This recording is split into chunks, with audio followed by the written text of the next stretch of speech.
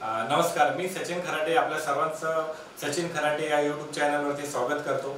मागच्या वेळी आपण फायनान्शियल प्लॅनिंगवरती डिटेलमध्ये माहिती घेतली, त्याच्यानंतर आपण होम लोन पार्ट 1 पार्ट 2 आणि आज आपण इन्व्हेस्टमेंट प्लॅनिंगकडे वळतोय। आपल्या देशामध्ये आपल्या महाराष्ट्रामध्ये आर्थिक साक्षरता अर्थातच फायनान्शियल लिटरसी जास्तीत जास्त प्रमाणात वाढावी, त्यासाठी हा माझा एक छोटासा प्रयत्न आहे। तर आज आपण इन्व्हेस्टमेंट प्लॅनिंग बघणार आहे। इन्व्हेस्टमेंट प्लॅनिंग मध्ये ज्या जगातल्या सर्वात दोन महत्त्वाच्या गोष्टी असतात तिथंच माणूस सर्वात जास्त ते इग्नोरन्स करतो, जसे की हेल्थ आणि दुसरे वेल्थ।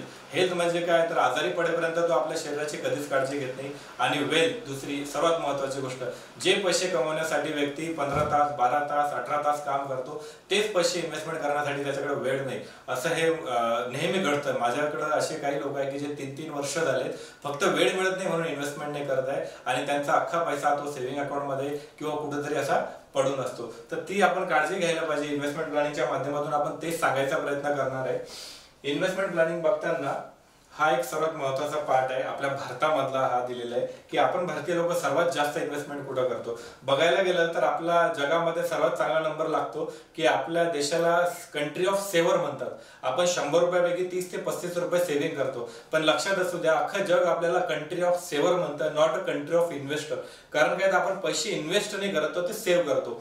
तर आपण सेव्हिंग आणि इन्व्हेस्टमेंट मधलाही फरक इथे बघणार आहे।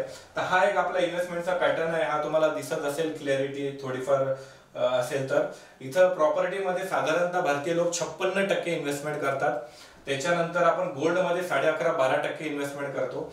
त्याच्यानंतर बँक डिपॉझिट मध्ये 16% इन्व्हेस्टमेंट करतो। इक्विटी जो सर्वात महत्त्वाचा ऍसेट क्लास आहे, ज्याने गेल्या 30-35 वर्षांमध्ये 17 ते 18% रिटर्न टॅक्स फ्री डिलिव्हर केलेली आहे, तिथं आपली इन्व्हेस्टमेंट फक्त 3.8% आहे।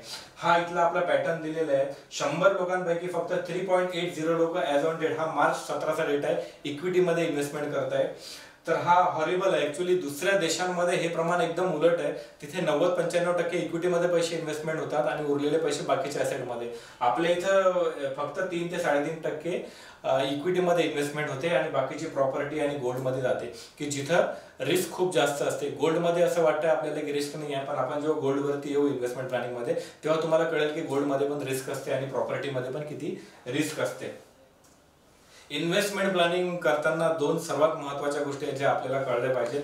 मॅजिक ऑफ कंपाऊंडिंग, बऱ्याच लोकांना सिंपल रेट ऑफ इंटरेस्ट आणि कंपाऊंडिंग रेट ऑफ इंटरेस्ट मध्ये खूप मोठं कन्फ्युजन असतं, तर ते आपण इथे द्यायचा प्रयत्न केलेला आहे। कंपाऊंडिंग इंटरेस्ट म्हणजे मी 100 रुपये इन्व्हेस्टमेंट केले, त्याच्यावरती मला 12% व्याज मिळालं, तर पुढच्या वर्षी माझे 100 रुपयाचे 112 झालेले राहतील, त्याच्या पुढच्या वर्षी 112 वरती माझे 12% वाढतील, ते झालं आपलं कंपाऊंडिंग इंटरेस्ट।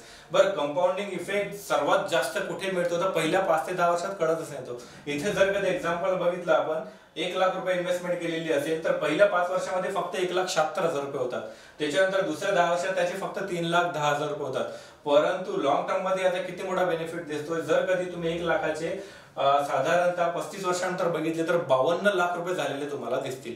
52 लाख याचा अर्थ की तुमच्या इन्व्हेस्टमेंट वरती 1 लाखावरती दरवर्षी 1.5 लाख रुपये तुम्हाला त्याच्यावरती व्याज मिळालेलं आहे। पण हे केव्हा, जर कधी तुम्ही तेवढे वर्ष थांबले तर। कंपाऊंडिंगचा सर्वात जास्त बेनिफिट 10, 15, 20, 25, 30 वर्षांनंतरच आपल्याला दिसतो।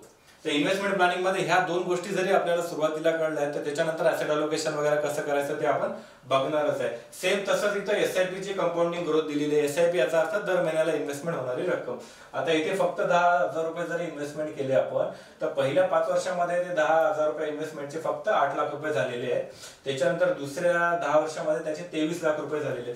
परंतु हीच इन्व्हेस्टमेंट जर कधी पुढचे 30-35 वर्ष ठेवले तर 10,000 रुपये महिन्याची इन्व्हेस्टमेंट फक्त तुम्हाला 6.5 कोटी रुपयाच्या आसपास देते, ती पण टॅक्स फ्री। तर कंपाऊंडिंगचं जे मॅजिक आहे ना, ते पहिल्या 5-10 वर्षात नाही कळत। तुम्ही जेवढे लॉंग टर्म मध्ये राहणार तेवढा कंपाऊंडिंगचा इफेक्ट जास्त होतो। सर्वात मोठे जे सायंटिस्ट आहेत त्यांनी सांगितलेलं आहे की कंपाऊंडिंगचा इफेक्ट हे जगातलं 8वं आश्चर्य आहे।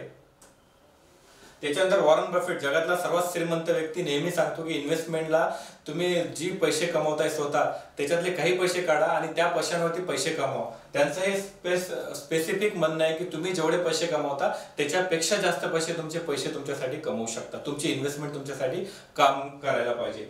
त्यामुळे एकाच इन्कम वरती अवलंबून न राहता तुमच्या इन्व्हेस्टमेंटला पैशांना कामाला लावा आणि त्यांच्याकडनं पैसे कमवायला पाहिजे। त्याच्यानंतर सर्वात महत्त्वाची गोष्ट, पैसे कमवणं जेवढं अवघड असेल त्याच्यापेक्षा कैक पटीने अवघड आहे पैसे टिकवणं, पैसे वाढवणं आणि पुढच्या जनरेशनला ते पास ऑन करणं. यू कॅन विन नावाचं शिव खेरांनी लिहिलेलं पुस्तक आहे.